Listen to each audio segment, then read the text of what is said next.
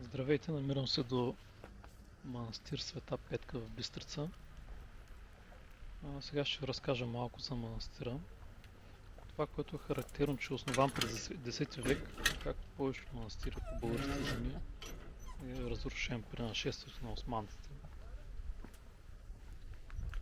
Интересно е, че е възникнал върху традиционно култово място, върху старите основна крепостна църквица. Вероятно тя е била вкопана в земята. Съществува легенда, че тук са скрити съкровища на последния български цар Иван Шишман, а в стените на храма са зазидани интересни, странни книги. Турците много си искали да намерят да ги намерят, за да пречупят гордостта на местното население, и затова в края на 14 век заедно с крепостта разрушили манастира. Днешната сграда на манастира е от 20-те години на 20 век. Манастирският комплекс се състои от църква, наименована на Свети Илия, с камбанария и до нея има стара язва.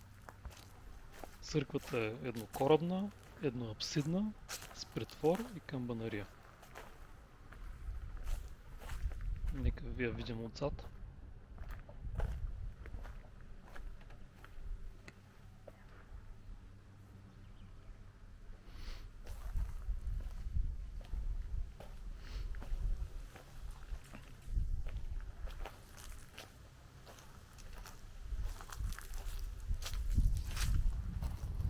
И сега да влезем вътре, да се надяваме, че е отворено.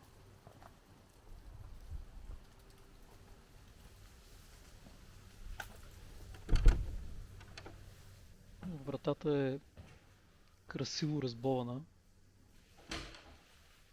Не знам колко е светец. Притворът е сравнително малък, но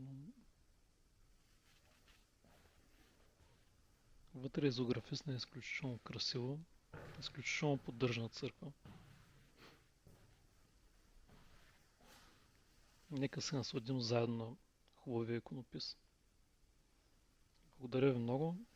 Ако видеото ви е харесало, моля да се абонирате, така бихте помогнали на канала да расте. До следващия път.